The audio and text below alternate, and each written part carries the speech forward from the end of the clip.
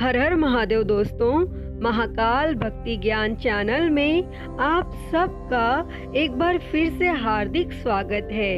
दोस्तों, पुरी का जगन्नाथ मंदिर सारी दुनिया में प्रसिद्ध है और इस प्रसिद्ध मंदिर से जुड़ी कई कथाएं लोकप्रिय है। तो आज मैं आपको इस वीडियो में पुरी के जगन्नाथ मंदिर की एक बहुत ही प्रचलित कथा सुनाऊंगी। तो आप सभी से विनम्र निवेदन है, इस कथा को अंत तक जरूर सुनें। एक बार माता यशोदा, देवकी जी और सुभद्रा वृंदावन से द्वारका आई और उनके साथ मौजूद रानियों ने उनसे निवेदन किया कि वे उन्हें श्री कृष्ण की बाल लीलाओं के बारे में बताएं। तब इस बात पर माता यशोदा और देवकी जी उन रानियों को लीलाएं सुनाने के लिए राजी हो गईं और उनकी बातों को कान्हा और बलराम सुन न ले, इसीलिए सुभद्रा बाहर दरवाजे पर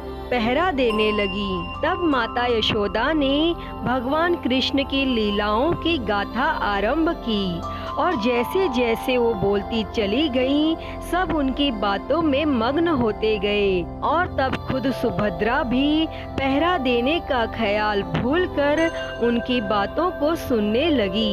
तब इस बीच भगवान कृष्ण और बलराम जी दोनों वहां आ गए और इस बात की किसी को भनक नहीं हुई तथा सुभद्रा भी इतनी मगन थी कि उन्हें पता न चला कि कान्हा और बलराम कब वहां आ गए।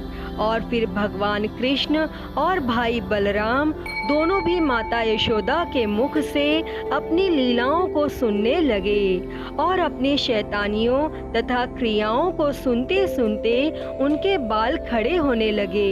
आश्चर्य की वजह से आंखें बड़ी हो गई और मुंह खुला रह गया।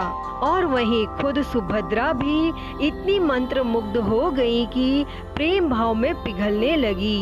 यही कारण है कि जगन्नाथ मंदिर में उनका कद सबसे छोटा है।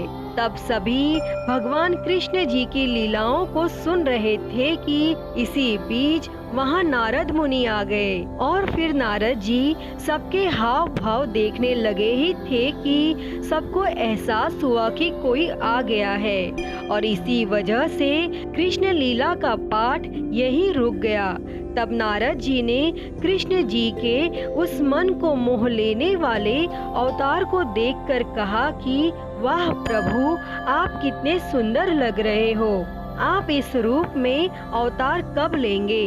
तब उस वक्त कृष्ण जी ने कहा कि वह कलयुग में ऐसा अवतार लेंगे। फिर वादे के अनुसार कलयुग में भगवान श्री कृष्ण राजा इंद्रद्युम्न के सपने में आए और उनसे कहा कि वह पुरी के दरिया किनारे एक पेड़ के तने में उनका विग्रह बनवाए और बाद में उसे मंदिर में स्थापित करा दें। और भगवान श्री कृष्ण के आदेशानुसार राजा ने इस काम के लिए काबिल बढ़ई की तलाश शुरू की और कुछ दिनों में एक बूढ़ा ब्राह्मण उन्हें मिला और इस विग्रह को बनाने की इच्छा जाहिर की। लेकिन इस ब्राह्मण ने राजा के सामने एक शर्त रखी कि वह इस विग्रह को बंद कमरे में ही बनाएगा और उसके काम करते समय कोई भी उसके कमरे का दरवाजा नहीं खोलेगा, नहीं तो वह काम अधूरा छोड़कर चला जाएगा। फिर शुरुआत में कमरे में से काम की आवाज आई, लेकिन कुछ दिनों बाद उस कमरे से आवाज आना बंद हो गया। तब राजा सोच में पड़ गया कि वह दरवाजा खोलकर एक बार देखे या नहीं, कहीं उस बूढ़े ब्राह्मण को कुछ हो न गया हो। तब इस चिंता में राजा ने एक दिन उस कमरे का दरवाजा खोल दिया और दरवाजा खुलते ही उसे सामने अधूरा विग्रह मिला और ब्राह्मण गायब था। तब राजा को एहसास हुआ कि वह ब्राह्मण और कोई नहीं बल्कि खुद विश्वकर्मा जी थे और शर्त के खिलाफ जाकर दरवाजा खोलने से वह चले गए। तब उसी वक्त नारद मुनि वहां पधारे और उन्होंने राजा से कहा कि जिस प्रकार भगवान ने सपने में आकर इस विग्रह को बनाने की बात कही, ठीक उसी प्रकार इसे अधूरा रखने के लिए भी द्वार खुलवा लिया। तब राजा ने उन अधूरी मूर्तियों को ही मंदिर में स्थापित करवा दिया और यही कारण है कि जगन्नाथपुरी के मंदिर में कोई पत्थर या फिर अन्य धातु की मूर्ति नहीं, बल्कि पेड़ के तने को इस्तेमाल करके बनाई गई मूर्त की पूजा की जाती है। और इस मंदिर के गर्भगृह में भगवान श्री कृष्ण, सुभद्रा एवं बलभद्र की मूर्ति विराजमान है।